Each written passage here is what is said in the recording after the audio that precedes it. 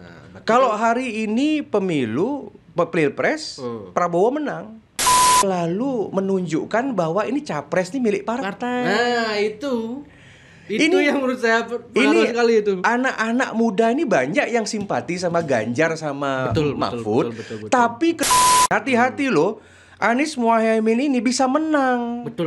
Yang maksudnya sudah paham. Tapi ada kelompok yang memang mungkin pendapat-pendapat itu memang bagian dari desain untuk lebih memberikan bumbu pada drama Korea ini. Oke, siap.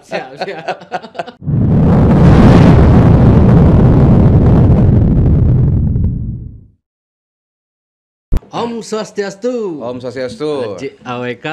Siap. Semua niki sudah datang kembali. Terima kasih nih. Walaupun mendadak. Iya. Kalau sama AWK selalu dadakan. Demi cek Bali, slot yang lain diundur. Sehat ya, Win? Sehat ya? Sehat. Oke. Gimana nih? Kan banyak masyarakat tuh sebenarnya bingung makin soal politik nih. Tiba-tiba MK begini, terus tiba-tiba Jokowi sama PDI pecah, terus tiba-tiba Gibran jadi gini. Nah, kalau dari Haji AWK melihat ini gimana sih, Ji? Kalau politik di nasional nih, Yang pasti Bali tidak boleh terlalu euforia terhadap masalah Pilpres niki. Pertama pesan tiang jangan terlalu fanatik sama calon. Oke. Jangan terlalu fanatik dengan partai politik, jangan terlalu banyak dinamika intrik terhadap dinamika di nasional. Ibaratnya kalau orang Jakarta, orang pusat minum, kita jangan mabuk gitu loh. Oh gitu. Iya. Karena begini, pertama dari sisi suara di Bali ini kan suara itu kan sekitar 3 juta suara pemilih. Okay. Sebenarnya suara Bali tidak berpengaruh sebenarnya pada nasional kalau dibandingkan dengan provinsi lain. Tapi secara propaganda politik itu pengaruh, Ji? Untuk Bali sebenarnya yang berkepentingan itu sebenarnya partai-partai politik. Partai politik, oke. Karena selama ini kan ada pemikiran kalau dibandingkan misalkan Jawa Tengah, Jawa Timur, Jawa Barat, itu kan penduduknya itu sampai 50 juta, 40 juta kan gitu Belum lagi provinsi-provinsi yang agak padat di Sumatera kan begitu, di Sulawesi. Jadi sebenarnya suara Bali kalau kita hitung-hitung dari 300 juta penduduk yang cuma 3 juta kan cuma 1% sebenarnya. 1%, betul. Maksudnya yang 1% ini jangan terlalu heboh lah. Karena ibaratnya siapapun yang jadi presiden agar Bali tidak dirugikan secara politik 5 tahun ke depan. Oh, berarti kalau misalnya Bali sekarang bersuara misalnya Prabowo gitu, nanti tiba-tiba Ganjar jadi presiden. Tiang to the point-nya gini. Kita belum tahu loh Bali Indonesia ini dengan dengan konstelasi politik nih kita belum tahu siapa yang akan benar-benar jadi capres. Karena belum diumumkan ya. Enggak, dari sisi survei akademik, dari sisi dinamika politik. Kalau menurut yang kita jangan terlalu banyak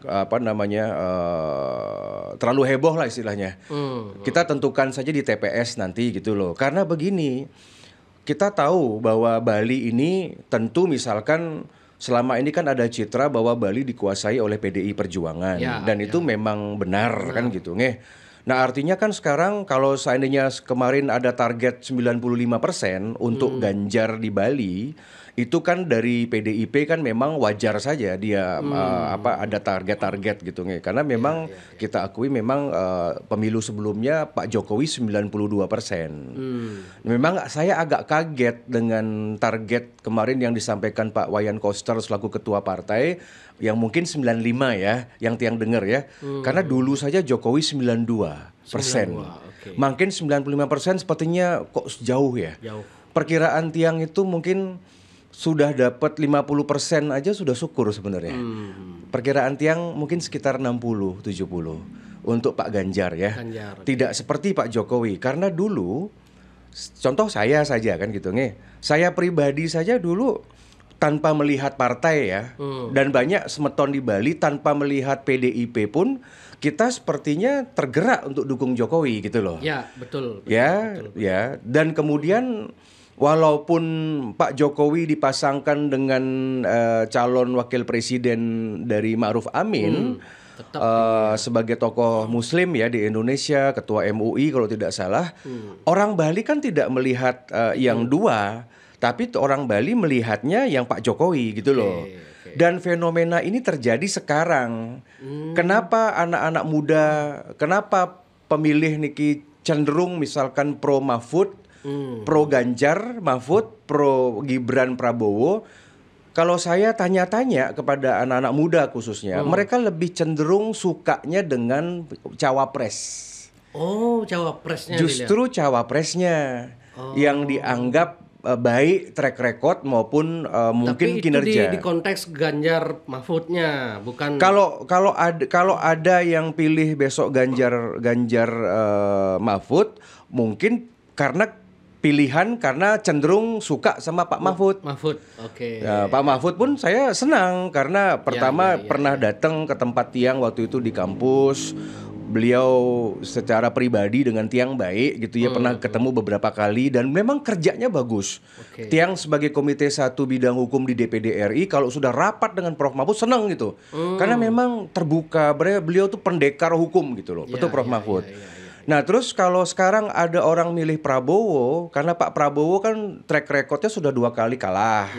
Kemudian mungkin ada ketakutan nanti misalkan Orde Baru kembali, ada Neo Orba. Tetapi Pak Prabowo sebenarnya dengan menggandeng Gibran itu mendapatkan keuntungan gitu loh. Dari seolah-olah di endorse Jokowi kan gitu modelnya. Ya. Kalau seolah-olah mungkin apakah Ibu Megawati atau Pak Jokowi mungkin ada strategi untuk ada di dua kubu kan begitu Jadi buat yang pemilih itu cenderung kalau milih Prabowo Gibran mungkin karena faktor Gibrannya. Jadi besok itu Pilpres 2024 dari ngobrol-ngobrol Tiang pada elit-elit politik itu lebih cenderung fokusnya kepada Mahfud dan Gibran.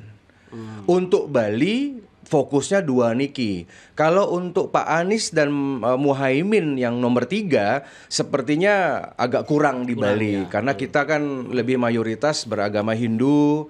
Kemudian kita juga masih melihat di Bali itu masih suka dengan figur-figur yang mungkin nasionalis, yang merah putih kan begitu. Jadi yang figur agama itu mungkin laku di luar Bali. Tapi untuk Bali buat yang sepertinya pertarungan itu hanya pada Ganjar dan Prabowo. Nah kalau Tiang lihat dari postingan Aji, seolah-olah kan Aji lebih ke Prabowo Gibrannya sepertinya nih Keji.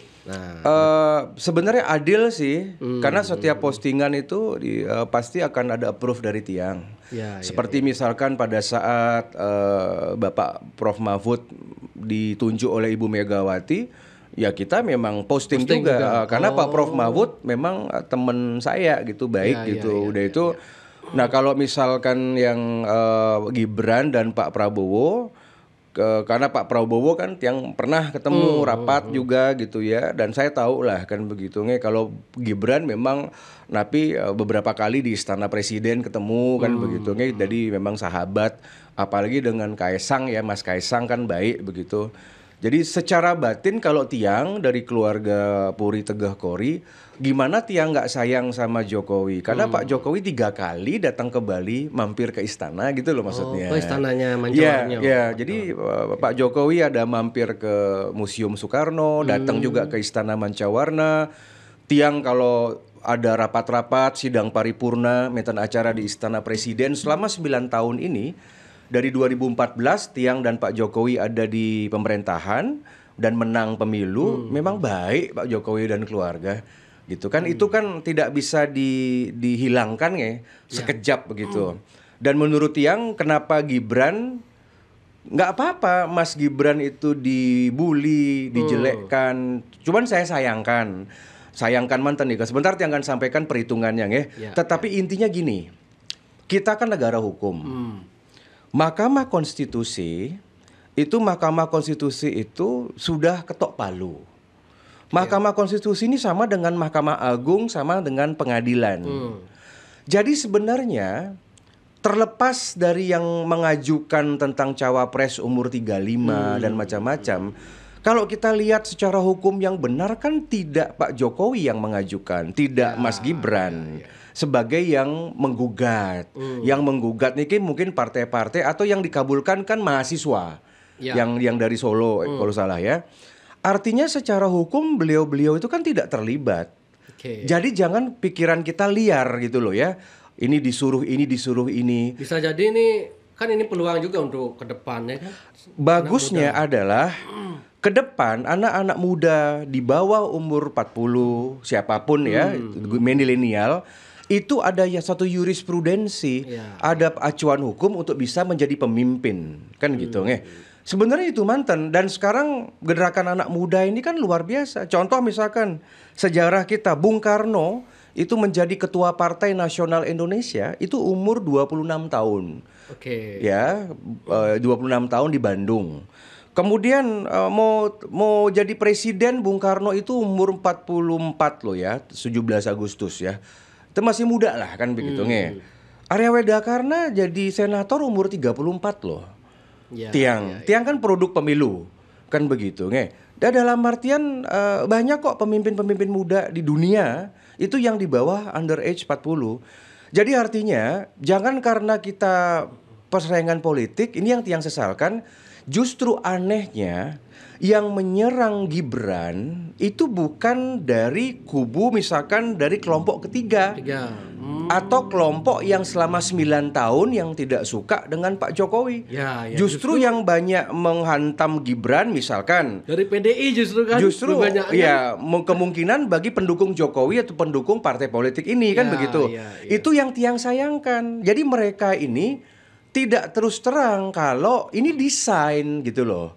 Buktinya sampai sekarang kan menurut pandangan saya karena tidak ada keputusan politik, Pak Jokowi dan Mas Gibran ini masih KTA-nya mungkin masih PDI Perjuangan loh. Itu yang heran Ji. Kenapa meskipun Jokowi begini dan Gibran ini kenapa tidak dipecat oleh PDI dan kenapa mereka tidak mengundurkan diri? Itu gimana ya melihatnya? Kalau Tiang dengar ya dari macam-macam sebenarnya ya kembalilah ke suatu desain ya. Sebenarnya kalau Tiang menganggap pasangan Pak Ganjar dengan Pak Prabowo ini mereka sama-sama pendukung Jokowi, sama-sama mereka manut pada Ibu Mega gitu loh. Karena kan dulu Ibu Megawati juga pernah menyelamatkan Prabowo sampai pada saat stateless. Itu kan di pidato ada. Kalau nggak ada Ibu Megawati itu nggak bakal jadi warga negara loh. Pada saat Pak Prabowo waktu itu melarikan pergi ke luar negeri pasca reformasi. Jadi kalau menurut Tiang, mari kita fokus pada dua calon ini. Kalau menurut Tiang mana aja boleh ya, mungkin yang calon ketiga ini mungkin agak kurang disukai mungkin ya, sama kaum nasionalis lah, bukan hanya di Bali. Jadi kalau menurut Tiang ya kalau misalkan Pak Ganjar menang dan Prof Mahfud ya stungkare, kalau Prabowo dengan Gibrannya juga kalau menang juga nggak apa-apa kan begitu. Jadi sekarang terbelah nih nasionalis. Betul. Terbelah. Kalau dulu kan kita pokoknya harus Jokowi. Dan Tiang bikin survei di Instastory per 1 jam yang lalu sudah 18.000 yang buka story yang 66% mendukung anak muda di followers Jak Bali mendukung Prabowo Gibran. Nah, kalau hari ini pemilu Pilpres Prabowo menang. Iya. Makanya kan. Dan karena begini loh, pertama kan banyak kekecewaan. Jadi gini, kekecewaan terhadap incumbent mungkin ya, atau partai bandeng yang begitu mungkin ya. Ya begini kalau menurut Tiang, ya contoh lah di Bali. Ini otokritik ya. Oke. Karena saya juga punya adik DPRD PDI loh kan gitu. Tiang punya keluarga itu mungkin setengahnya ada di PDIP, mungkin ada adik saya juga di Demokrat gitu ya, ada di macam-macam partai lah gitu. Tiang kan netral, karena Tiang DPD harus netral secara undang-undang. Tiang nggak boleh independen. Kan Tiang bukan petugas partai, tapi memang harus undang-undang AJ AWK. Walaupun saya Soekarnois, tetapi ingat ajaran Bung Karno tidak milik dari satu partai. Begitu. Kalau menurut Tiang begini, secara kepentingan agama Hindu yang Tiang perjuangkan, kalau mau Indonesia ini pro terhadap minoritas. Undang-undangnya, politik anggarannya, keberaniannya membela minoritas nih. Kalau menurut Tiang itu satu-satunya partai yang bisa kita andalkan untuk menjaga kebinekaan ini cuma PDI Perjuangan. Tegas dia Itu memang. udah benar itu. Nggih. Dia setuju. Tapi kenapa? Nah, gitu itu ya? dalam hal itu konteks kalau umum ya. Umum. Dan menurut Oke, survei PDIP pun sekarang masih tinggi surveinya. Oh, menurut survei masih tinggi. Masih ya? tinggi dari partai. Partai. Kalau pemilihan partai. Oke, Nggih. oke. Sama seperti misalkan di Jembrane, daerah saya. Di Jembrane itu mungkin dikuasai karena bupatinya kan Demokrat. Oke. Wakil bupatinya kan Golkar. Tetapi Tiang amati di Jembrane kalau ada pemilihan DPRD besok pemilu, yang menang masih PDIP. Oh. Gitu. Di Bali pun karena orang akan terpisah dia. Dia antara milih pilpres presiden dengan milih partai. Yang Beda. rasa di Bali PDIP akan menang. Dan memang kalau kepentingan mau jaga Indonesia, harus ada partai politik yang benar-benar mengusung ajaran Bung Karno tegas. Yang partai-partai lain kan nggak ada. Nah, ini pun maksudnya. Pokoknya untuk merekatkan Bhinneka harus ajaran Bung Karno terlembaga. Nah, itu penting. Karena kita tahu sebelum Pak Jokowi berkuasa, sebelum PDIP berkuasa di tahun 2014, 10 tahun kan sempat oposisi di zaman Pak SBY. Betul, oposisi. Dan apa yang terjadi pada saat dari partai lain berkuasa zaman itu kan radikal berkembang. Sampai pernah buat acara ratusan ribu orang itu di Gelora Bung Karno. Waktu itu HTI terbuka. Waktu itu peran FPI itu di pusat ya sangat terbuka karena ada pembiaran dari partai-partai yang non PDIP waktu itu. Saya sebagai orang Bali yang tinggal di Jakarta ngelihat langsung loh. Nah, baru tahun 2014 mulailah tertata. Contoh, misalkan yang bagus-bagus kita di Hindu anggaran kita sampai hampir 1 triliun. Kemudian yang kedua, pura-pura kita 10 tahun terakhir aman dibangun. Ya, kemudian kalau maintain persekusi, memang dari PDIP di seluruh Indonesia sigap dia. Umat Kristen, Katolik, Buddha itu aman nyaman. Kalau memang mau bicara tentang keutuhan NKRI. Dalam hal ini saya sepakat bahwa Bu Megawati Soekarno, Mbak Puan, Mas Prananda, siapapun keluarga Soekarno yang menjadi inti dari partai memang sangat kita perlukan untuk menjaga loh. Dan kekuatan dari PDIP ini adalah kekuatan Asia Afrika. Kurang lebih sekitar 109 negara Asia Afrika ini terikat sama Bung Karno.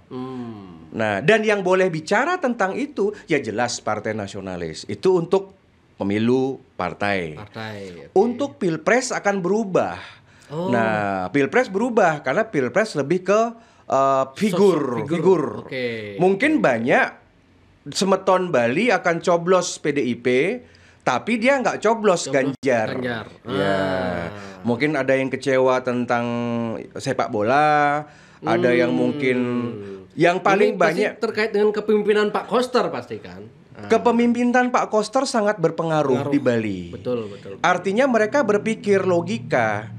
Kalau dulu sebelum Pak Koster jadi gubernur 2018, ini kan tidak ada pembanding. Waktu itu kan gubernurnya masih Pak Mangku Pastike yang Demokrat. Nah, pada saat itu di pemilu itu mungkin awal-awal mungkin beliau memimpin kan mungkin masih dianggap dimaklumi lah. Sehingga 2019 itu tapi agak tinggi suara. Dan ada Jokowi efek. Oh ya betul. Jokowi efek itu. Jokowi efek yang sering di tagline. Nah, tetapi setelah kita mereview kepemimpinan Pak Wayan Koster, kepemimpinan 8 bupati, wali kota, dan sekarang ini agak berbahaya karena setelah Pak Gubernur pensiun, ketika ada bupati Gianyarnya pensiun, ada yang banyak yang pensiun niki, Kelungkung, Beleleng. Nah, ini kita kan bisa terbuka. Mungkin pihak-pihak partai-partai oposisinya PDIP kan sudah mulai bicara. Coba kita lihat bagaimana sekarang Bapak Mangku Pastike sekarang luar biasa. Beliau sekarang mengkritik Pak Koster loh. Nah, iya, jadi betul. Pak Mangku Setelah kan. lengser baru beliau berani Artinya kan. niki terdibuka semua sebenarnya. Dan ini akan terbuka sampai bulan September tahun depan. Niki masih ada waktu 1 tahun untuk membuka semua. mungkin kelemahan-kelemahan bupati-bupati atau gubernur sebelumnya. Ya, ya. Nah, artinya begini, Tiang rasa dengan kepemimpinan gubernur sebelum ini kan tidak semua orang Bali terakomodir. Contohnya misalkan banyak yang tersinggung ya, misalkan dari ya paling contoh misalkan kalau ibu-ibu lah kan Ya, begitu. Yang kedua pekerja seni seperti dulu misalkan masalah MC. Oh, betul. Ya, kemudian juga masalah statement pariwisata yang dibilang tidak tahu terima kasih kan gitu. Ya. Sebenarnya kalau Tiang mapping kekecewaan itu tuh kita bisa buat listnya nih misalkan dari kalangan napi penggiat spiritual ya yang kemarin asramnya ditutup udah pasti nggak akan milih itu. Kemudian dari pihak napi orang asing nih kan di Bali kan mentan sekitar hampir 200.000. Dan kebijakan itu kan dengan persekusi, dengan deportasi mereka nggak happy loh. Mereka ngadu kok ke Tiang begitu ya. Kemudian banyak hal masalah ketidakpuasan terhadap proyek-proyek seperti mungkin misalkan ada proyek misalkan ada defisit anggaran. Defisit anggaran itu. Oke, betul. Jadi Mang Dawin tahu ya, saya Tiang kan diam aja. Ini banyak bahkan dari pemerintah Provinsi Bali, dari mantan-mantan anak buah beliau gitu ngadu kok ke DPD. Punapi ini proyeksi 2 triliun itu ternyata itu yang defisit itu bukan berdasarkan dari PAD real nih. Ini kan baru ramalan itu. Bagaimana kita pasang anggaran dipasang tetapi itu masih cita-cita gitu, bukan sesuai dengan realnya. Itu kan berbahaya. Makanya makin beberapa proyek seperti ada kemarin kontraktor di mana ya, di Beleleng ya, masuk viral itu di berita. Tidak bisa dibayar. Karena ketika ditanya sama pemerintah, uangnya belum ada. Jadi kalau memang mau periksa real ini 9 bupati wali kota dan juga Bapak PJ gubernur itu harus hati-hati karena beliau ini nggak ada uang, tetapi di catatan ada 2 triliun. Nah, itu defisit. Ya. Bagaimana kita? Jadi kan tidak ada satu, bukan pembohongan ya. Sekarang udah mulai speak up loh. Dan Tiang lihat mungkin pengelolaan anggarannya. Nah, karena faktor itulah mungkin nanti akan turun target Ganjar di Bali. Tiang nggak yakin 95. Wong dulu Jokowi aja 92. Itu kan karena Jokowi efek yang dulu kan. Sekarang kan nggak ada Ganjar efek, nggak ada. Tidak ada efek. Dan saya juga ini otokritik ya. Saya sering sampaikan ke teman-teman ya PDIP. Besok-besok kalau buat acara, apalagi acara tentang sosialisasi Ganjar. Kalau menurut Tiang Niki sebagai orang politik ya, tolong tiru dong Mas Prabowo, Mas Gibran, tiru yang lain, termasuk Anies pun kita harus bisa tiru sama Muhaimin ya. Tiru apanya, Ji? Jangan terlalu menunjukkan bahwa ini capres nih milik partai. Nah, itu yang menurut saya pengaruh sekali itu. Anak-anak muda ini banyak yang simpati sama Ganjar sama Mahfud. Betul. Tapi ketika di-share di sosial media, semua itu kan pakaiannya merah-merah. Betul. Dan kalau kita mau besar, kalau saya misalkan jadi ketua partai PDIP, saya akan sampaikan bahwa kalau yang misalkan datang itu adalah PAC, anak ranting, yang datangnya simpatisan, yang udah nyata akan pilih PDI, itu kan tetap aja angkanya seperti pemilu kemarin. Kunci dari sebuah organisasi itu adalah bisa mendatangkan orang di luar partai sebanyak-banyaknya. Betul. Kalau udah merah itu dianggap anak muda itu langsung nggak jadi loh, takut. Pertama kali baju bara. Nah, nomor 2 kan kalau Tiang lihat justru ya kalau menurut Tiang ya, saya amati lah di beberapa medsos.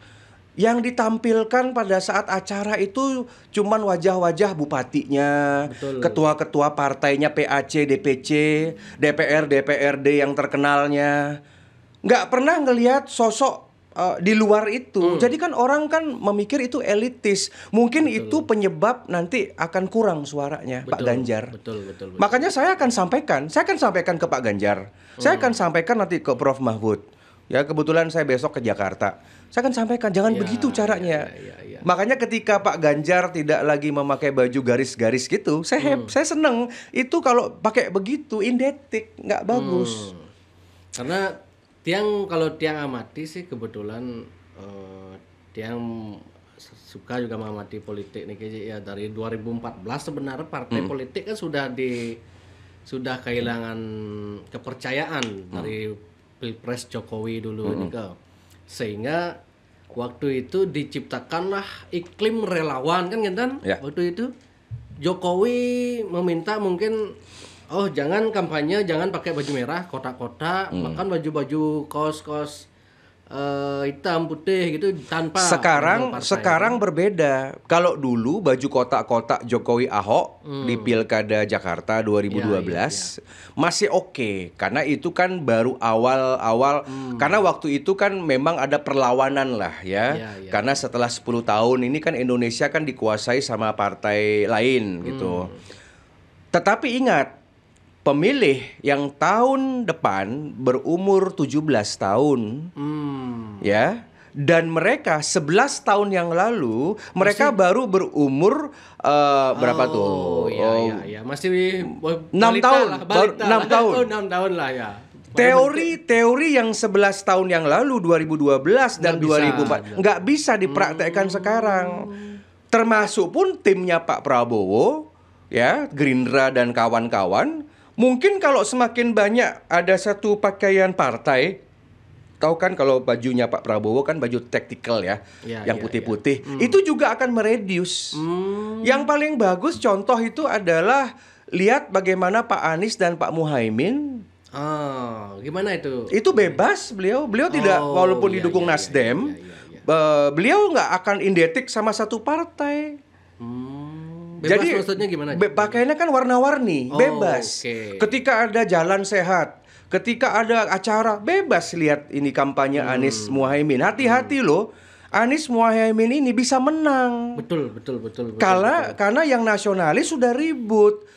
Jadi sebenarnya yang paling diuntungkan dengan dari keributan ini, di satu sisi pendukungnya dari PDIP fokus sekarang mungkin menyerang Pak Jokowi dan Jokowi dan Gibran. Betul. Pendukungnya Pak Prabowo ini dan Gibran juga cenderung energinya habis untuk mengcounter pernyataannya, termasuk itu jika desain. Kan banyak orang bilang tuh desain dua kaki. Betul. Tapi menurut Aji desain apa tidak? Kalau menurut saya desain. Ya dengan tidak dipecatnya. Nah, itu dah makanya kan. Pak Jokowi Gibran tidak mundurkan diri atau dipecat. Seharusnya juga kalau memang benar itu peristiwa politik, seharusnya Ibu Megawati tarik semua menteri. Kan gitu. Saya nggak suka sama Jokowi, tarik aja menterinya, suruh mundur kan gitu. Nah, tapi mungkin sekarang menunggu Pak Jokowi mereshuffle. Anggaplah itu desain ya, anggap aja desain. Drama. Ini mungkin desainnya kebablasan. Dulu mereka mungkin ada desain adalah untuk menghadapi Anies dan Muhaimin. Iya. Sekarang yang diuntungkan dengan perdebatan desain di medsos, Muhaimin dan Anies. Jadi jangan kaget kalau seandainya besok pemilu, kalau seandainya yang dianggap remeh Anies sama Muhaimin ini bisa menang. Karena kan sekarang fokusnya ke sini, dua ini. Iya.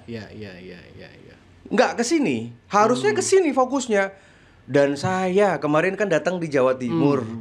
Saya ngobrol lah saya sama beberapa tokoh-tokoh agama di sana. Tiang bicara sama tokoh-tokoh NU. Pas ada acara kemarin tiang di Mojokerto. Tiang ngobrol gitu ya bagaimana. Tiang bicara sama anak-anak gitu. Tiang bicara sama anak-anak Marhainis. Ya, ini anak-anak Marhainis ini pada kaget. Izin niki Pak Senator. Itu yang namanya deklarasinya Pak Anies dengan Pak Muhaimin. Kalau mungkin di Makassar rame oke lah. Di Sulawesi, di Sumatera rame oke lah. Karena di sana kan bukan basisnya PDIP atau Partai Nasionalis. Ya. Ini di Jawa Timur loh, yang basisnya NU. Ramai juga. Rame. Jadi kalau mau dilihat, kalau terus Niki yang dua ini, aktor-aktornya, sutradaranya nggak ngatur stop untuk mencongkrah sesama Jokowi dengan Bu Mega, itu nomor 3 nih bisa menang. Ya. Dan terbukti perkiraan dulu dengan saya yakin-yakinnya Ahok bisa menang. Tumbang. Ahok tumbang juga di Jakarta kan? Oh, ini kalau saya akui, kalau untuk urusan masalah strategi kelompoknya Pak Anies dengan kelompoknya Muhaimin tuh mantap itu. Kalau di Bali sih mungkin nggak dapat suara banyak, tapi kalau di luar Bali, dan bayangkan di Indonesia ini dari 300 juta penduduk, hampir 300 juta, ingat loh, 100 juta penduduk Indonesia tidak punya smartphone. Oh iya, Ji.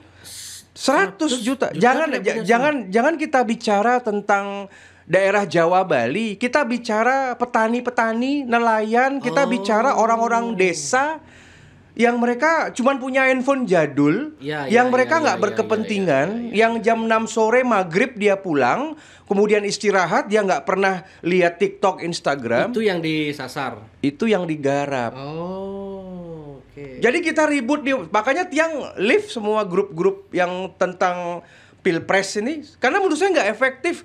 Membernya cuma 1.000. Ya uyut di sini aja, sama dengan grup-grup yang tokoh-tokoh di Bali. Saya tahu itu hampir tiap hari itu ada yang namanya share-share tentang Pilpres. Tapi saya tahu orangnya nggak punya masa. Ya sugih, ya direktur, tapi masanya nggak ada. Makanya saya males nanggepin. Oh gitu. Wah itu cuman bohong semua. Makanya sekarang strateginya Pak Ganjar dan Prabowo rubah sekarang. Jangan di elit. Kalau seandainya di Indonesia, kalau mau kita Pak Ganjar atau Pak Prabowo menang, itu sasar daerah-daerah yang dulunya bukan basis. Kalau menyasar Bali rugilah, karena cuma 3 juta suaranya. Cuman kecil 1%, sasar daerah-daerah itu sasar. Nah makanya dari strategi politik itu sebenarnya. Dan sayang sekali ketika partai apapun dia mengusung capres, dia hanya fokus di kandangnya. Contoh misalkan kalau mau buat acara ya sasar, misalkan kalau di Bali Denpasar misalkan. Di Denpasar ini kan setengah golput. Nah ini. Dulu Pak Wali Kota dari PDIP dapat suara di bawah 200 ribu. Betul. Hanya 160. Di Denpasar yang tidak milih Pak Wali Kota Jayanegara alias golput itu adalah 200 ribu lebih. Ditambah lagi lawannya.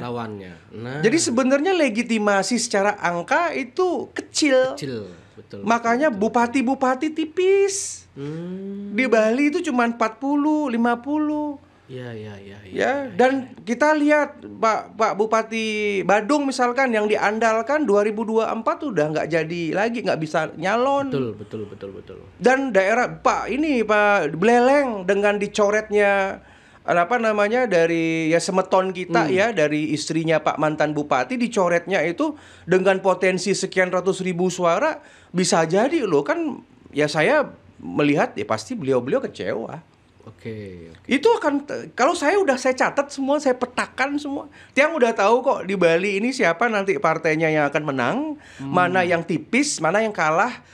DPR pun dari 9 anggota DPR Tiang udah punya perhitungan, udah di kantong. Itu karena tim Tiang yang Gerindra mungkin, Ji. Kemungkinan ya. Nanti tak buka lah. Kalau dia survei media sosial sih, loh kok bisa tiba-tiba. Dan nggak bisa, maksudnya kalau misalkan PDIP itu ya karena saya sayang ya, karena ini kan partai leluhur gitu ya. Ya cuman pertama pesan Tiang Mulat Sarire. Ya. Jadi mungkin Ibu Ketua Umum, Ibu Megawati, mungkin sampai 14 Februari jangan terlalu banyak bicara dulu.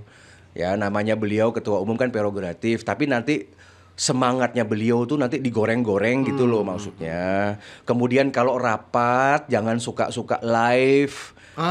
Karena nggak bisa diedit. Betul. Jadi kalau misalkan kongresnya, rakernasnya jam pagi, malam tayangin.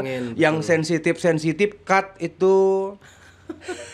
Ini kan gara-gara statement Bu Mega mengatakan tetap kalian ini petugas partai, itu yang semua menjatuhkan elektabilitas Ganjar kan. Kalau dari sisi undang-undang itu Undang-undang itu memang benar. betul. Tapi kan masyarakat mindset Indonesia, publik itu kan literasi masyarakat Indonesia ini itu minim.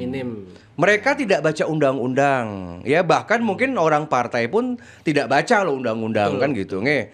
Tapi di kalangan kan yang dihadapi oleh misalkan oleh partai-partai itu kan pertama yang dihadapi adalah masyarakat yang literasinya minim, yang dia cuma baca judul, yang dia tidak dengar pidato seutuhnya. ya. Padahal maksudnya baik, tapi dia dipotong. Itu pertama dihadapi. Jadi namanya swing voter. Swing voter itu adalah masa mengambang yang belum menentukan sampai hari ini. Oke. Makanya banyak perpindahan. Ketika kemarin Ganjar turun elektabilitas dengan Prof Mahfud, rame-rame semuanya dukung Ganjar. Karena sayang sama Prof Mahfud. Tegas tentang RUU perampasan aset kan gitu, koruptor kan gitu. Tapi ketika ada Gibran, banyak pendapat, nggak jadi login ke Ganjar, saya mau log out, saya mau login ke Gibran sama Prabowo. Betul. Belum lagi dari masanya Pak Erick Thohir dan masanya Pak Ridwan Kamil, dari masanya Pak Sandiaga Uno, yang ini yang tidak terpakai. Ini kan nggak terpakai nih. Kita harus hitung-hitungan itu. Makanya sekarang capres ini jangan fokus ngelawan Jokowi, misalkan kelompoknya Prof Mahfud, rugi. Saya kemarin malam saya ada undangan itu. Saya sampaikan sama tokoh-tokoh ya, beberapa undangan saya beri. Tolong jangan komentar ya. Komentar jelek-jelek tentang Pak Jokowi, komentar mau nama kepala desa kek, perbekel, desa adat, DPRD, jangan komentar. Karena seorang presiden tuh punya kekuasaan dan itu tuh dengar loh. Win kira itu nggak dimonitor tokoh Bali yang nggak suka sama Jokowi yang melawan. Kemarin sudah ada pengumuman pada saat misalkan tentang apa sih saya baca ya, tapi mudah-mudahan tidak terjadi.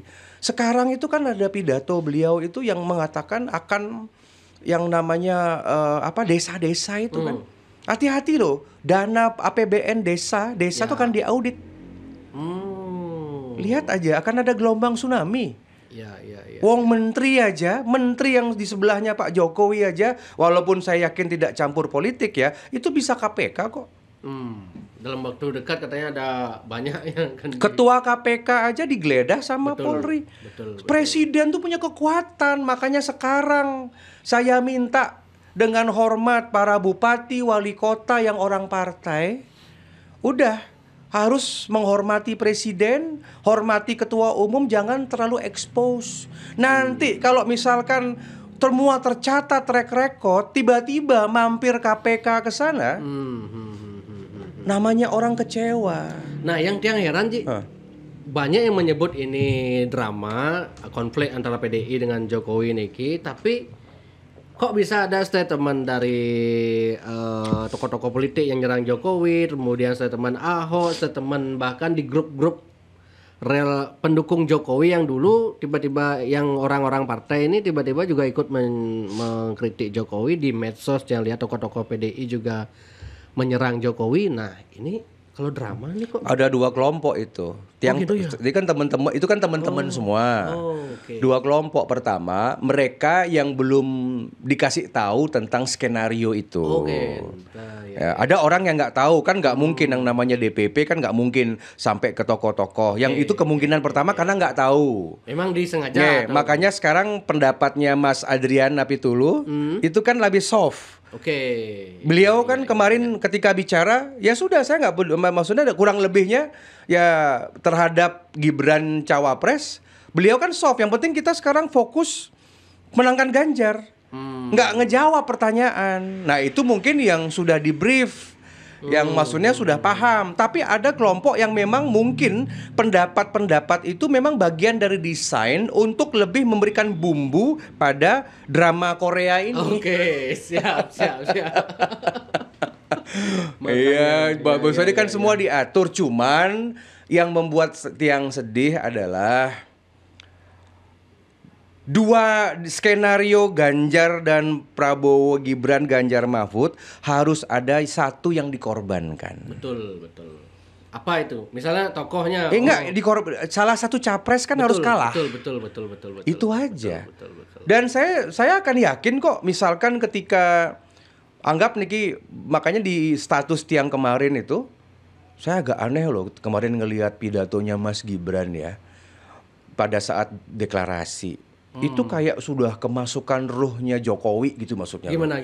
Beda kan? Tenang. Selama ini kan Prabowo tenang, tiang gitu. aja orang politik ya. Mas Gibran aja yang temen gitu ya. Iya. Saya ngelihat pidato deklarasi, beliau berani datang ke deklarasi yang menyatakan tenang Pak Prabowo, saya sudah di sini. Yang nomor 2 pada saat beliau bicara itu jujur, mungkin beliau itu yang selama jadi wali kota dengan penggambaran polos, dengan penggambaran mungkin yang dianggap misalkan kayaknya nggak cocok jadi pemimpin, masih muda. Tapi ketika deklarasi, saya berkeyakinan he is the real president nanti. Pak Prabowo itu beliau udah sadar diri kok. Beliau cuman ingin nama baik di republik ini. Jangan juga terlalu curiga sama Pak Prabowo. Pak Prabowo itu TNI. Pak Prabowo itu, dan namanya orang kan bisa berubah. Oke, 10 tahun yang lalu mungkin, atau zaman Orde Baru mungkin terlibat ini itu, ada keluar negeri, ada dikaitkan sama keluarga cendana, yes mungkin itu. Tapi kalau orang berubah boleh dong. Iya. Arya Wedakarna yang 10 tahun yang lalu, yang 5 tahun yang lalu dengan sekarang beda loh. Beda. Semua juga beda, jadi jangan sok suci. Betul. Semua orang politik tuh juga punya salah. Ya, sama misalkan seperti statement Ibu Megawati dulu yang kita dukung awal reformasi, menjadi presiden dipilih oleh MPR. Kan kalau tidak salah bagi sebagian kalangan pendukungnya Gus Dur, itu kan Gus Dur pernah berkata kalau misalkan yang menumbangkan itu yang jelas secara konstitusi, Gus Dur itu bisa menjadi Ibu Mega bisa jadi presiden dengan desain MPR, itu kan atas restu dari Bu Mega. Betul. Kalau Bu Mega misalkan bertahan mendampingi Gus Dur sebagai presiden, nggak akan jadi. Tapi kan Bu Mega berubah. Memang dulu dianggap misalkan beliau itu, ya misalkan saya nggak yakin itu benar, tapi misalkan ketika jual pulau, misalkan jual BUMN, itu mungkin 2004. Belum ada orang-orang nasehat yang pinter-pinter. Tapi kan berubah, dan lihat, karena saya mengajarkan lihat jasa orang dong baik-baik. Coba lihat Pak Prabowo punya kelemahan, tapi beliau banyak saya rasa punya kebaikan loh. Beliau legowo. Kemudian yang kedua, tapi Ibu Mega banyak kelemahan, tapi kebaikannya banyak bener. Menurut yang. Dan kita nih orang Bali ini banyak diberikan perhatian, terutama untuk perlindungan agama Hindu. Lihat dong dulu itu beliau dibully gara-gara sembahyang di pura. Saya ingat tuh yang masih mahasiswa, kita bela itu dulu Bu Mega. Terus ada yang namanya A.M. Saifuddin, itu menterinya Habibie tahun 99 kan, yang mengatakan bahwa Bu Mega nggak mungkin jadi presiden karena agamanya bukan mayoritas. Waktu itu kan demo kita. Demo hampir Bali Merdeka waktu itu. Kalau menurut yang lihat seimbang mantan, tetapi makin desainnya kalau tiga-tiganya maju, kalau seandainya Pak Ganjar atau Prabowo menguasai 51%, tidak akan ada putaran kedua. Iya. Ini desain untuk biar satu putaran aja katanya gitu kan. Karena anggaran dari pemerintah untuk Pilpres ini terbatas. Tidak bisa. Dari kasus DKI Jakarta Ahok kalah, walaupun kita yakin menang, walaupun survei memenangkan Ahok, tapi ingat yang dihadapi oleh partai politik adalah orang yang dibilik suara. Betul. Grassroots. Iya. Ada 2 desain. Pertama yang menang, anggap niki 2 putaran. Putaran pertama Anies kalah. Jadi yang berhadapan adalah Prabowo atau Ganjar. Tapi nanti Pak Anies suaranya pasti lebih condong ke Prabowo. Menang Pak Prabowo. Bener nggak? Iya, benar. Ya, kan gitu kan. Skenario kedua, Hmm. kalau bisa didesain misalkan Ganjar menang sama misalkan surprise Anies menang, Anies menang. Pak Prabowo kalah, Itu kan pasti suaranya tipis Pak kemungkinannya. Prabowo pasti nanti ke Ganjar menang. iya. Sepertinya desain kedua. Kedua tipis kayaknya KG. Enggak, kalau Pak Prabowo lebih nyambung ke Ganjar karena kan Enggak, maksudnya menurut yang di Prabowo kalah di putaran pertama ini bisa jadi loh. Bisa Belum tentu. belum tentu juga Belum ya. tentu. Karena kan akan beredar kasus-kasus katanya akan Akan banyak dibuka semua. mulai hari ini kan ada tadi kasus. Besok sudah BTS. pada saat DCT, pada saat KPU sudah menentukan itu mungkin itu kan manuver orang ya. Ya. Ya belum tentu. Jadi fluktuasi ini berubah. Pokoknya nanti jangan kaget deh kalau seandainya kalau ini tetap mencongkrah. Makanya tiang niki semeton jek Bali yang sayang sama NKRI, stop mungkin berdebat tentang Ganjar Prabowo. Patah niki sebenarnya. Sama aja. Tapi kalau tiba-tiba misalkan nanti di Indonesia nanti yang menang Pak Anies sama Muhaimin kan kita harus terima juga dong. Sama konteksnya waktu dulu pendukung Prabowo mau serang-serangan kadrun sama apa nih? Sama cebong sama tiba-tiba apa? Prabowo masuk kabinet kaget semua. Bisa jadi. Pokoknya Pak Jokowi itu mastermind. Iya. Oh hebat, emang hebat. Dan beliau tentu. Tiang kok yakin gini ya? Tiang yakin itu hubungan Bu Mega dengan Pak Jokowi baik-baik saja. Baik saja. Nggak mungkin nih kepecah kalau menurut Tiang. Kalau di tingkatan cucu-cucu ya, di generasi baru ya, hubungan Mbak Puan, hubungan Napi dari Pak Prananda, Soekarno dengan Mas Kaisang Gibran tuh kayaknya tetap baik. Tidak mungkin. Dan ini udah disiapkan dari lama nih Ki sebenarnya. Oh. Makanya Mbak Puan kan pendapatnya soft mungkin. Soft Makanya gitu. gelagat Puan kok beda sekarang gitu loh. Makanya. Kalau kita ingin Indonesia niki genah, maju bisa melanjutkan program Jokowi, IKN, kita punya jalan tol Jembrane Mengwi, kita punya jalan lingkar Badung, kita ingin mengurangi kemacetan Canggu, kita ingin punya pelabuhan yang bagus, kita bisa tergantung pada dua calon ini, calon Gibran sama Mahfud. Oke. Ini. Ya. Ini Ya, yang ada juga yang mengatakan ini memang real. Kenapa nggak dipecat? Ya karena saling tunggu opini publik. kalaupun itu dipecat desain semua. Oh, Orang yang terzalimi akan mendapatkan simpati. betul itu makanya Iya. kan. Misalnya Mega memecat Jokowi, dia Jokowi simpatinya gitu. Ya, semuanya playing victim. Bahwa kembali ke fasum politik, di politik itu tidak ada kawan atau lawan abadi. Betul. Yang abadi hanya kepentingan, begitu. Ya, makanya jangan orang Bali jangan terlalu gini lah. Seperti kemarin misalkan Niki juga pesan-pesan buat caleg ya, buat partai. Seperti kemarin saya amati pas FYP itu ada satu desa penuh dengan bendera partai.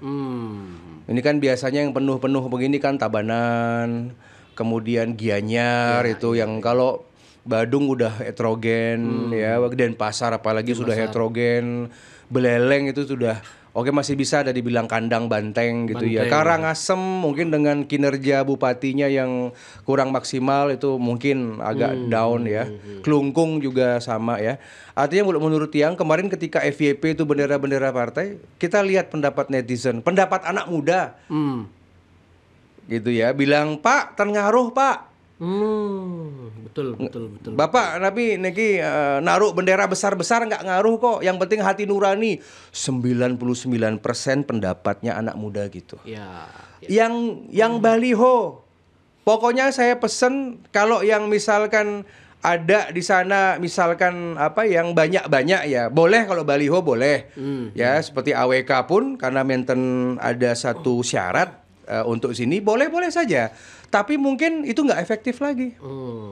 Ya, jadi malah nyinyir. Betul. Lebih baik pesan saya daripada uangnya dikasih dibuat baliho, satu baliho anggap 1 juta gitu ya. Lebih baik langsung kasih ke panti asuhan, kasih ke pura, kasih ke anak-anak. Uang 1 juta tuh bisa nyokolain 2 anak loh. Iya, Langsung iya, itu. iya, Dan iya. ceritanya itu ceritanya tuh akan menjadi pekrimi di masyarakat. Saya mau kasih tahu tips agar bisa dari partai-partai ini ya bisa merangkul suara. Saya buka aja nih tipsnya. Apa Tapi itu, Ji? semeton partai masukkan semua saksi-saksi itu. Ini kan kita di Bali anggap ada 20.000 TPS. Anggap ada partai 15 lah. 15 kali 20.000 berapa? Udah sekitar 300.000. Ya, ya. Anggap akan ada sekian ratus ribu saksi. Harga satu nasi kotak 25.000.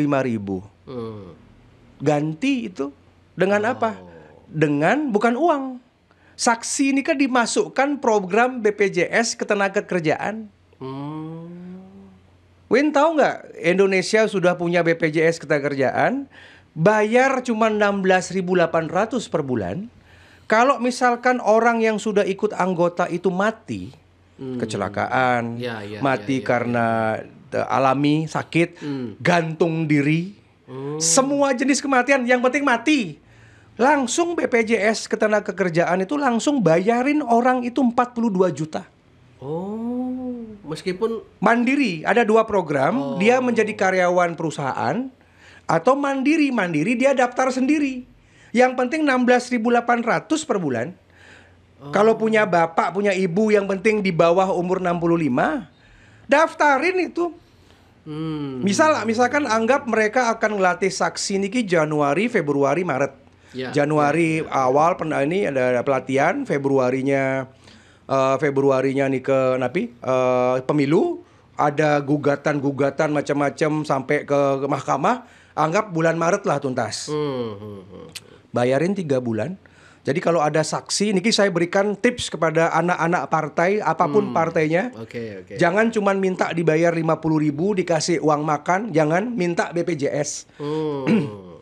Bayangin, 3 bulan itu bisa dapat itu gitu. 16.800 dikali 3 itu cuma 50.000 sekian. Kalau terjadi sesuatu di antara 3 bulan itu, langsung keluarganya, anaknya dapat 42 juta nih ke angin ngaben. Nih ke angin panak nih ke masuk. Itu maksudnya.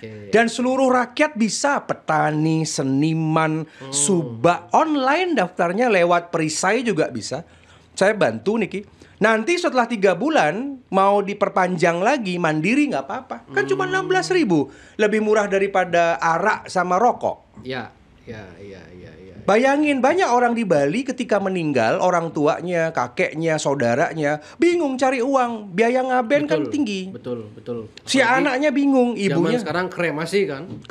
Kremasi aja sudah pakai tuh sudah 18, 20, 30 juta habis lah. 30 juta habis total lah. Bingung pinjam di LPD, gadai sapi, jual tanah, gadai Jatuh sertifikat. tertimpa tangga kan gitu jadinya. 16.500. Makanya makin semeton jak Bali ketika minta, ya, ayo ikut BPJS Ketenagakerjaan. Karena yang pasti nih hanya mati. Harganya masang satu baliho besar itu kalau Haji lihat tahu berapa itu, Ji? Kalau di tempat-tempat paling strategis. Kalau 3 kali kan ada yang 4 kali 6, ada yang 3 kali 4. Itu rata-rata antara 300 sampai 1 juta. Kalau lebih gede lebih mahal lagi. Enggak, maksudnya pasang kontrak segini itu. Oh, untuk baliho. Baliho. Itu nyampe ratusan juta ya per tahun. Nah, itu udah makanya. Per tahun. Itu yang lagi dalam artian kan itu kebetulan pemilik itu kan teman. Saya tanya kan begitu, tapi maksudnya sekarang nggak efektif pasang baliho. Malah dicibir. Pernah saya ngajak anak-anak muda gitu satu mobil gitu ya pas acara gitu ya, saya ngedengerin gitu. Misalkan lewat nih, ada baliho gede nih. Malah diomongin. Nas bedak ini begini ini aja cuman ngurusin sok cantik, sok ganteng. Iya. Bener nggak? Nyen karena milih nih begitu loh. Apalagi diketahui bapaknya nyalon, kakaknya nyalon, nyen karena milih dilema nih. Iya, orang-orang tuh kritis loh, yang ngeri-ngeri sebenarnya. Lebih baik makin kerja, turun, bantu petani, kasih pupuk. Kalau mau money politik ya, dalam artian uang itu dimanfaatkan sesuai undang-undang. Sesuai undang-undang kan boleh saja kita bansos kan gitu. Itu lebih baik langsung ke kelompok-kelompok nggak apa-apa. Kalau mau kampanye lebih baik di podcast kan gitu. Oh iya, termasuk. Ini Bener, nanti tunggu aja. Zaman sekarang. Pokoknya datang. Pokoknya jadwalnya Jak Bali itu dari setelah DCT ya, setelah kampanye harus full itu. Kalau bisa sip pagi, siang, malam, pasang harga. Win, setuju saya nih. 50 juta berani ya, apa-apa pengaruh nggak masalah nanti yang penting kan sekarang kumpulin modal. Saya dukung Win, saya dukung nggak masalah kok. Itu karena sekalian untuk biar masyarakat tahu isi kepala calon-calon Nggak orang, apa-apa, kan? jangan nanti dalam artian ya sering kan saya dengar misalkan kalau netizen YouTube apa yang ngisi pendapat di YouTuber misalkan ini kok udah nggak netral lagi nggak masalah 4 bulan dan ini dilindungi undang-undang. Misalkan Jak Bali buat nih medsos yang lain, podcast yang lain buat ini kan dilindungi undang-undang boleh begitu. Si calegnya harus undang-undang pemilu bisa melakukan promosi di mana-mana bahkan disarankan dibanding baliho nyetak baliho yang mungkin belum tentu dilihat banyak orang disobek mending podcast. Betul. Gitu loh. Ya minimal Win bisa terkumpul 1-2 M lah. Wah, nggak mungkin. Saya artinya belum tahu Dia marketing. Pilih-pilih juga orang yang bisa. Enggak, buat saya enggak pragmatis. Dharma Arta Kama Moksa.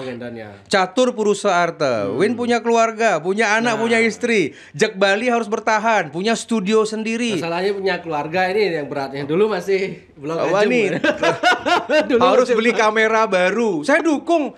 Udah nggak usah kalau memang perlu. Setiap hari 3 pagi siang sore ada yang jualan itu nggak masalah Win. Nanti kita tata lagi setelah pemilu. Karena saya peduli sama Jak Bali ambil mumpung ada orang punya duit itu semua. Ya awas ya. Saya tanya nanti Februari berapa kumpul berapa M. Nggak asik ya. Dalam tuh yang nggak usah dia gengsi. ilmu marketing nggak tahu sih makanya nggak sekarang lah nanti potongannya AWK ini share aja. Semua caleg nih mau caleg tapi caleg DPR, DPRD ya harganya variasi lah. Kalau DPR kan biasanya kan udah dia mapan-mapan gitu ya. Harga incumbent beda. Harga newcomer nggak ada harga temen. Bisnis is bisnis.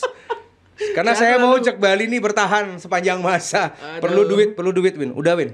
Udah nggak usah peduliin. Sama dengan orang pasang iklan. Ini medsos tuh juga jangan gini. Ya minimal jangan terlalu gengsi. Yang penting cuan. Ya. Manfaatin aja Win. Daripada nanti diambil sama podcast luar Bali. Ya betul. Sekarang nih banyak ini yang podcast luar Bali, media-media luar Bali yang punya cabang-cabang itu sekarang karena mereka nggak gengsi kayak kita. Yang penting sugih mungkin punya harta nanti itu dipakai untuk kegiatan sosial. Kan sah menurut undang-undang. Karena nanti si caleg ini harus cantumin di rekening. Misalkan dia bayar podcast ini 50 juta, 100 juta lah misalkan untuk 1 jam. Dia harus cantumin di rekening. Bayar podcast ke Win di sini ke Jak Bali dia transfer diperiksa sama KPU nanti oke kok udah kirim aja proposal sana sini. Kalau pasang harga segitu terlalu mahal ya enggak followernya banyak kok tenang. jangan terlalu polos Win. Aduh, kamu terlalu polos, terlalu lugu. Kamu polos, kamu baik. Udah bertahun-tahun Win sudah oke lah menjaga idealisme. Makanya jangan terlalu banyak ngurus orang. Kita juga harus ngurus keluarga. Kamu juga punya anak, nanti sekolahnya harus bagus, nyaman gitu. Ya udahlah saya dukung. Maju terus demi sahabat saya. Oke Ji. Nggih, sukses semua nih Ji. Ya. Selalu bersedia sharing. Pokoknya pesan terakhir ya. Nggih, siap. Jangan mencongkrah. Mulai makin kita boleh ngepost seperti tiang Ampura, saya punya pilihan. Pilihan siang Ganjar Mahfud, Prabowo Gibran. Karena ini kawan-kawan. Mohon maaf, itu sikap saya. Dari 3 calon presiden, saya 2 ini yang saya akan terus expose ya, yang terus bicarakan iki. Karena tiang tahu lah isi dalam-dalamnya. Makin semeton, makin tiru dari kami dari para elit lah istilahnya. jangan mencongkrah, semuanya akan baik-baik saja.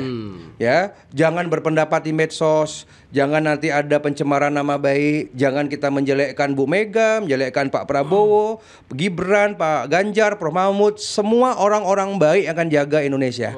Ya, fokus nih ke Banten, nanti pilihannya di TPS Banten. Oke. Ya, Mulat Sarire, ya kalau dari partai-partai politik, caleg-caleg gitu, ya nanti saya akan komunikasi lah biar Tiang kasih tips-tips lah. Nah mereka kan mencontoh Haji AWK ngepost Mega ngomong gini gitu, ikut di repost gitu kan gitu.